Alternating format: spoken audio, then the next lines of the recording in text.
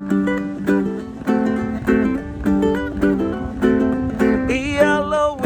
a little aloha in our day. Spread a little aloha around the world at Breakfast with Bob. Thank you, everybody. My name is Bob Babbitt. That was Poncho Man, and we are Breakfast with Bob, not quite Kona edition. We are brought to you by Hoka One One Master Spas, Class USA, UCAN Hyper Ice Premium Plus Sports, Form Smart Swim Goggles, and during COVID Challenged Athletes Foundation sent out 3,038 grants totaling $5.1 million to keep challenged athletes in the game of life through sport. Our next guest, who has the best name in sport, Mr. Chris Hammer, which is exactly what he just did at 70.3 Augusta. I think he's second amateur overall, despite being an arm amputee. Chris Hammer joins us. Chris, first of all, congratulations on a spectacular race. Thanks. Thank you very much. So cool. So first of all, let's go back before we talk about Augusta. Born without your left hand, and growing up, you pretty much played all different sports, correct? Yeah, I grew up in Michigan. I played all sports, but ice hockey was the one I loved the most and stuck with all through high school. And I would still be playing if I was a better hockey player than I was endurance athlete. So as a hockey player, you're playing with one hand against guys with two hands. How tough was that? You know, that's never anything that I really gave much thought to. We had a little bit of a prosthetic made where, that I could attach like a little bit of a cup to the hockey stick to play that way. But it just wasn't anything I ever thought about. It was never allowed to be an excuse by my parents from, as long as I could remember. So I never thought any different. I knew I was just there to be competitive and to be be the best hockey player I could. And you played baseball as well. And when did you find this crazy sport of triathlon? Was it after high school or even earlier? And I wish it was earlier. It was not until after, it was 2013. So I was 27 years old. I ran collegiately. I had no idea parasport even existed until the very end of my collegiate running career. And even then, it took me another 4 years or so to pick up the sport of triathlon. I had no swim background other than knowing how to kind of float. So I started that at a much older age than I wish I did. So 2012 Paralympics, 9th at 1,500 meters, 10th in the marathon. Obviously, at that point, paratriathlon is even in the games, right? 2012, and you weren't in the triathlon at that time. So then when you get in the paratriathlon, 2013, 14, and 17, you're national champion and the three-time World Paratriathlon Championships, you're bronze, and 12-time medalist, 6 golds, 5 silvers, 1 bronze. So you got into it late, but you pretty much took the sport by storm. When you got into it, your timing was perfect because we hadn't been in the Paralympics yet. So the goal became 2016 in Rio. Yeah, it's funny because I was actually, you go to the White House after an Olympic or Paralympic Games. So it was coming back from the White House visit after London 2012. And I was on my computer doing schoolwork or something. I checked and I just saw that paratriathlon would be contested for the first time ever at the Rio Games. Yeah. I said, that sounds like an interesting challenge. So I emailed Amanda Duke, the high performance on the paratriathlon side, and introduced myself. And the following spring, she flew me out to a camp in Chula Vista. And I mean, my initial experiences were not super positive just because I wasn't a competent swimmer. And, I never really rode a bike with the clipped in pedals before, but I stuck with it and I'm glad I did. Absolutely. Now, one of the things that I've got to ask you about, your name is on the Wall of Fame at a bar in Michigan for eating 12 chili dogs in one sitting. Forget about this para-triathlon and Paralympics crap. The fact that you have your name on I'm sure you bring family members there all the time to see that plaque on the wall. I've never been back. Did you get sick? 12 chili dogs, one sitting? So yeah, I had to keep it down to get my name on the Wall of Fame. But the second I left, I lost it in the street. And an older patron of the bar came out and said, "Oh, you'll feel better in the morning." Probably thinking I drank too much rather than ate too much. But was that one of those spur of the moment things, or was it you're looking at the menu?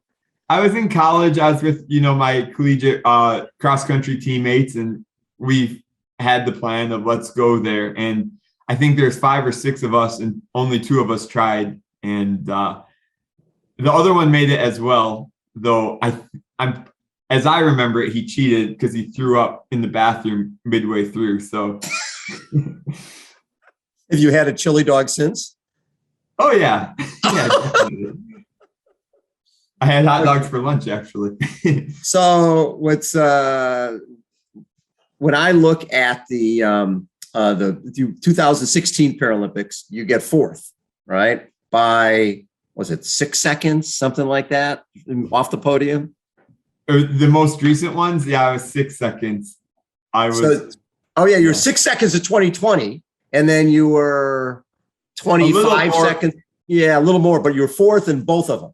One spot off the podium. And that's the hardest place to be. If you're 6th or 7th, it's like, what the hell? But when you're a combined, you're like 30 some seconds out of 2 podiums and bronze medals. It's funny because I tell everyone now, it was the least nervous I've ever been before the race.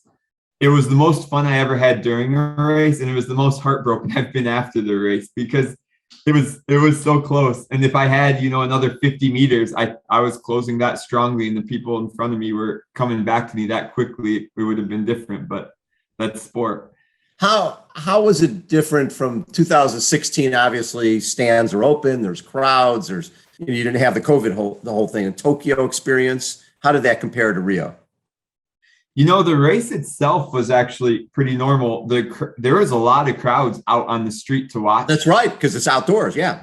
Yeah. So that aspect it wasn't different at all.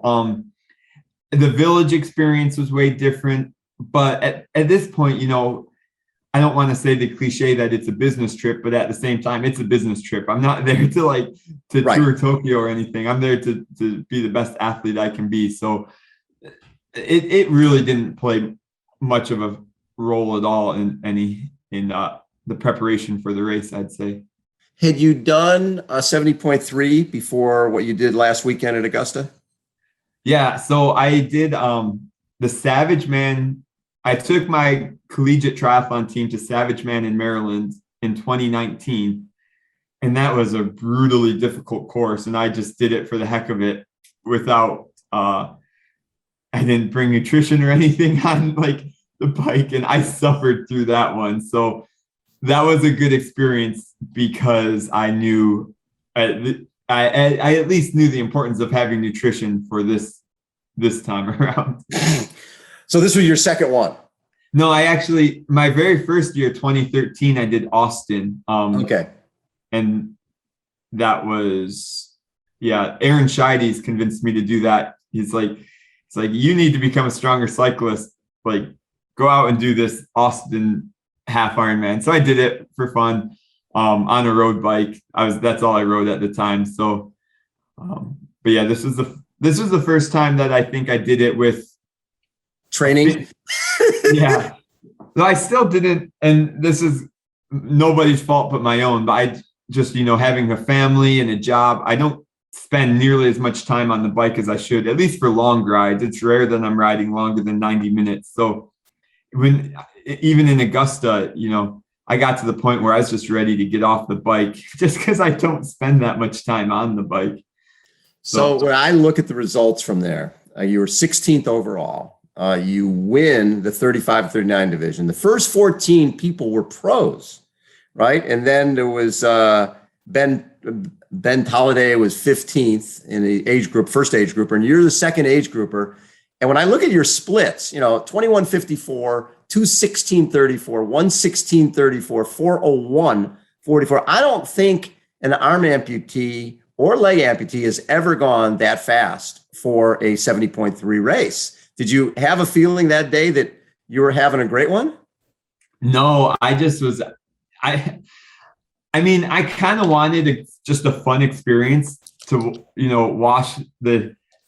get the bad taste out of my mouth for the, from Tokyo. And I was pleased with my Tokyo race. It was a good race, just not the result I wanted. So I just wanted to do a race just for the heck of it and not really, and just have fun. And I went with my wife, and during the course of the race, like on the run, I'd talk with her. I'm like, I don't know how to pace this right now. Like aerobically, I'm good, but my legs are telling me something different. Like it was just a weird experience. And then I started doing the math, and then I started to regret. I'm like, maybe like I shouldn't have taken so much time in T1. I think I was well over 4 minutes. Like I could have had a shot at sub 4, which would have been pretty cool. But, I was like zipping up my tri kit, just packing goos in my jersey. I wasn't thinking I was just out there for a good time. Well, considering that most of your bike rides are 90 minutes, you were basically getting ready to go do Everest, right? You're like, I better get all my stuff in here because I'm going to be out there for a while, way longer. I mean, 4 hours is basically 3:30 longer than you normally go out, or 2:30 longer than you normally go. So that's a long workout day for you. Yeah, no. And I mean, I have a good volume of training. It's just split up so much. Yeah. So this was to go the 4 hours, swim, bike, run back to back to back. So yeah, that is a long time to be training.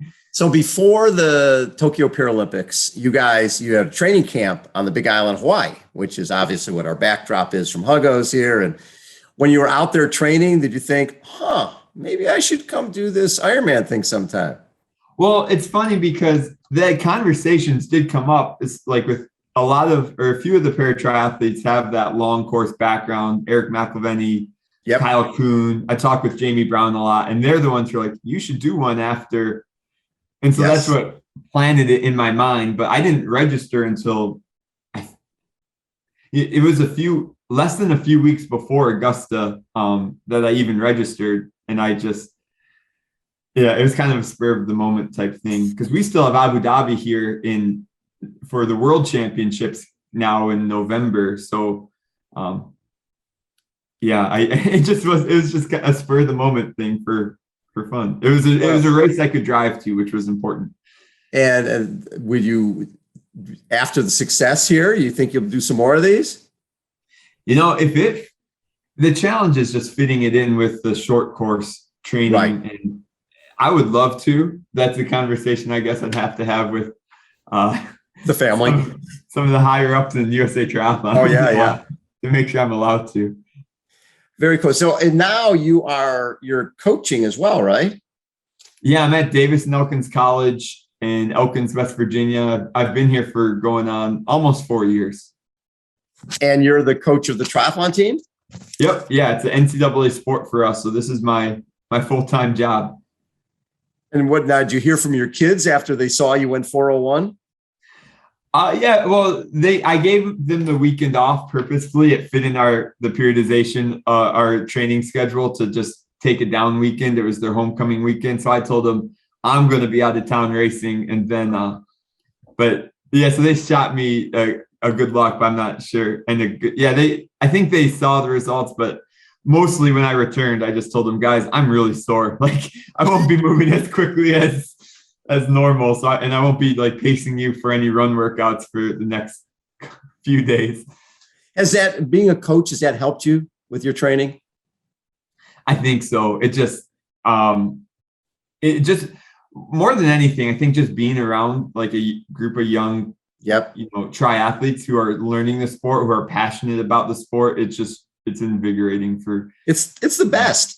When you go to these, I love going to the races here, like at UCSD in San Diego. They have the Triton Man Triathlon, and you have all the colleges, and it looks like a pep rally, right? They're all doing the cheers you'd see before a football game. You're going, our sport is great for young people. It really is. Don't you think? And most of the people I recruit, or at least probably a majority of them don't have that triathlon background. And when I like approach them with the idea of becoming triathletes, they're like, I never thought about that. And now a few years later, they're so happy they did it. It's just, yeah, it's a great sport for.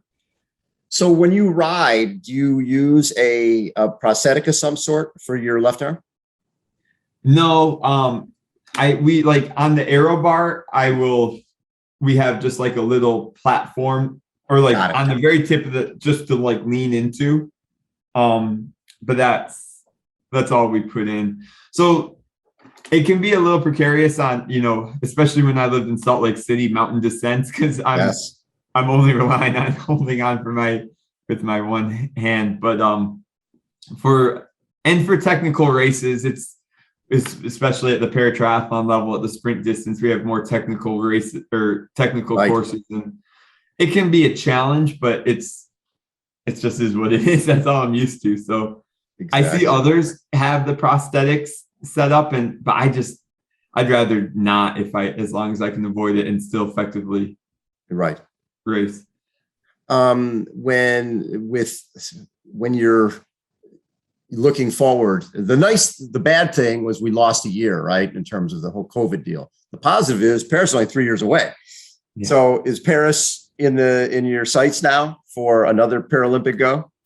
Yeah. The funny thing is, after Rio, I was seriously considering retiring, or whatever term you want to use. Yeah. And now after Tokyo, I'm just full, like I want to go. I'm excited to go. And I'm not sure why it's different this time around, but I'm hungry for it. I'm enjoying it. And I'm sure not a day will go by where I don't think, 6 seconds. Where could I have found 6 seconds, or where could I 35 seconds total between the 2016 and 2020 in terms of potentially having 2 bronze medals. Yep. Yeah. So, and not that the outcome should be that primary motivation. Yeah. Like I should do it because I love to do it, and I do love to do it, but it doesn't hurt early morning and you need that extra motivation. You're like 6 seconds. It's like, all right, get up, get going. Let's get to work. I love it. Well, my guess is, and I'll do a little more research, but my guess is I think you've just, you have the record now for amputees for 70.3. I can't imagine anybody's gone faster than 4:01. So, next thing up is you'll have to go get the Ironman World Championship record or an Ironman record. I will not be going the Ironman distance for some years, that much I'm guessing. But yeah, I'd like to do another half at some point, and maybe sooner rather than later if it works out. But it was a blast. It was fun. And goes sub 4. Yeah. Yeah. I love it. Hey, Chris, thanks so much for taking time. Congratulations on this. I think when I saw the time, I immediately went in I got to look at the splits on this. And then I'm like, wait a second, the first 14 people were pros. This guy was like second amateur overall. We haven't had many challenge athletes doing that type of high level racing. Back in the day when Jim McLaren went 10:42 at Ironman as a leg amp, we were like, oh my God, that's unbelievable. But what you're doing is really taking it to another level. You should be very proud. I have to admit, it was pretty cool to see how many I think there's 28 male pros in the race, and I finished smack dab in the middle. I was like, that is pretty cool. I think it just shows the elite paratriathletes are not just good athletes. We compete at a high level. So hopefully, no question, that just brings some more legitimacy to our sport.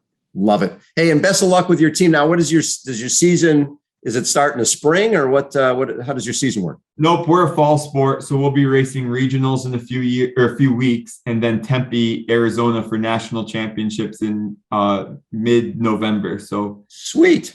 Yep.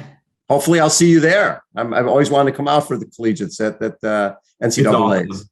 Yeah, it's awesome. Can't wait. Chris Hammer has been our guest. Everybody, again, Breakfast with Bob, not quite Kona edition. Chris, thank you so much for taking so much time.